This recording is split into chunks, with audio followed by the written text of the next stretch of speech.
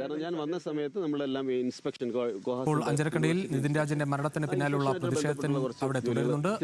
പ്രതികരണം അപ്പൊ അതിലായിരുന്നു കോൺസെൻട്രേറ്റ് ചെയ്തത്. കണ്ടിരുന്നല്ലോ പരാതിയെ കുറിച്ചൊന്നും സംസാരിച്ചില്ല, നേരിട്ട് കണ്ടില്ല. പരാതിയെ കുറിച്ച് സംസാരിച്ചത് ഇതിന്റെ അന്ന് ആ ഒരു പരാതി വന്നതെന്ന് പറഞ്ഞാൽ മാഡം തന്ന പരാതിയുടെ പേരിലാണ് അന്ന് നടന്ന ഡിസ്കഷൻ. ആ പരാതിന്മേലായിരുന്നു. അതെ അതെ 10-ാം തീയതി നടന്ന അതിലൊന്നുമില്ല.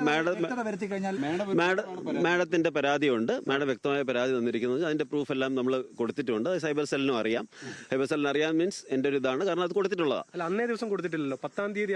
അതെ, 10-ാം തീയതി പരാതി എഴുതി മാഡം തന്നെ. കാരണം അത് ആദ്യം ഇങ്ങനെ ഒരു മാഡത്തിന്റെ ഫോണിൽ പുള്ളിയുടെ ഫോട്ടോയും നിതിൻ രാജിന്റെ ഫോട്ടോയും എല്ലാം വന്നു.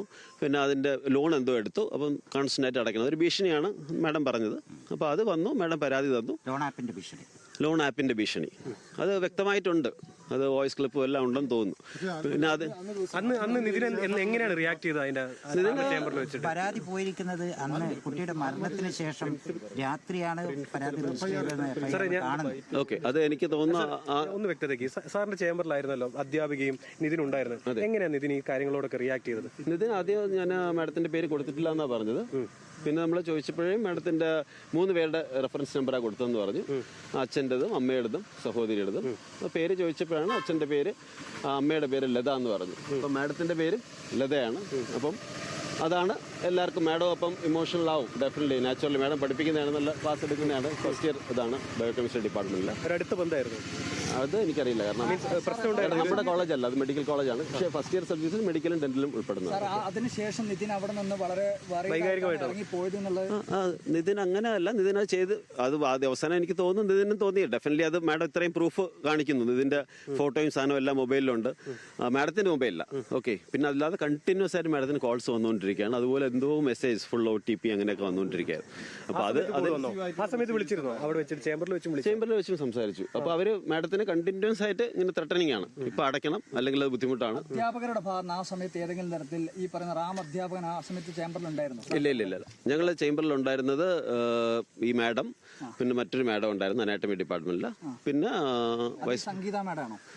സംഗീത മാഡം അല്ല. ഈ റാമുമായി ബന്ധപ്പെട്ട് എന്തെങ്കിലും കാര്യങ്ങൾ ആ 10-ാം തീയതി അതിന് മുൻപ് സംസാരിച്ചിട്ടുണ്ടോ? പരാതിയിട്ടില്ല അല്ലെങ്കിൽ പോലും എനിക്കൊരു ഇതിലും പറഞ്ഞിട്ടില്ല. നമ്മൾ നോർമലി ഇപ്പൊ എന്ത് വന്നാലും അങ്ങനെ ഇത് വന്നാലും അത് രജിസ്റ്റർ ചെയ്യും, അതിനെക്കുറിച്ച് അന്വേഷിക്കാറുണ്ട്, വിളിച്ച് പറയാറുണ്ട്. നിതിൻ പുറത്തു വന്ന ഓഡിയോയിൽ പറയുന്നത് ഈ സ്റ്റാഫ് റൂം ഒരു പീഡന കേന്ദ്രമായിട്ടാണ്. ഒരു പുറത്തു വന്ന ഓഡിയോ സാർ അത് കേട്ടിട്ടുണ്ടാവും. പറയുന്നത് സ്റ്റാഫ് റൂം എന്ന് പറയുന്നത് ഒരു പീഡനം നടക്കുന്ന ഒരു കേന്ദ്രമായിട്ടാണ്.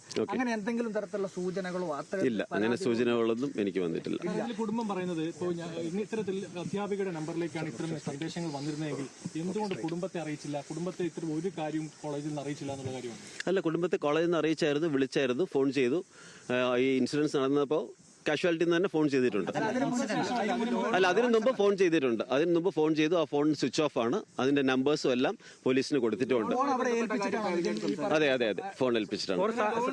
പിടിച്ചു വെച്ചതൊന്നും അല്ല. പുള്ളി അത് നമ്മൾ സംസാരിച്ചുകൊണ്ടിരുന്നു. പുള്ളി അത് ഫോൺ അവിടെ വെച്ചു. നാച്ചുറലി ഇത്രയും ഒരു ഇഷ്യൂ വരുമ്പോൾ ആ ഒരു ഇത് ക്വസ്റ്റ്യൻ അങ്ങനെ ഫോൺ എടുക്കാതെയാണ് ഇറങ്ങിപ്പോയത്. പുള്ളി കുറച്ചു നേരം പുറത്ത് ഉണ്ടായിരുന്നു. പിടിച്ചൊന്നും വാങ്ങിയതല്ല. പുള്ളി കുറച്ചു നേരം പുറത്ത് നിന്നതിന് ശേഷമാണ് പോയത്. പുറത്തും കുറച്ചു നേരം നിന്നതിന് ശേഷം. കരഞ്ഞാണോ കുട്ടി ഇറങ്ങിയത്? എങ്ങനെയാണ്? അങ്ങനെയല്ല, മാഡം സംസാരത്തിന് ശേഷം അല്ല സംസാരം. പുള്ളി പറഞ്ഞില്ല ഞാൻ ലോൺ അടയ്ക്കും. കാരണം എല്ലാവരും നമ്മൾ ചോദിക്കുമല്ലോ എന്താണ് ഇഷ്യൂ എന്ന് ചോദിച്ചു. അപ്പോൾ ചോദിച്ചു, പുള്ളി പറഞ്ഞു ഞാനിങ്ങനെ മാഡത്തിന്റെ പേര് കൊടുത്തിട്ടില്ല എന്ന് പറഞ്ഞു. അപ്പോൾ മാഡം പറഞ്ഞു അങ്ങനെയല്ല, എന്റെ പേരിലാണ്. അപ്പോഴും ഈ പേര് വരുന്നപ്പം ലത അങ്ങനെ ഒരു ഇതാണ്. അഞ്ചരക്കണ്ടി മെഡിക്കൽ കോളേജിലെ പ്രിൻസിപ്പളാണ് പ്രതികരിച്ചത്.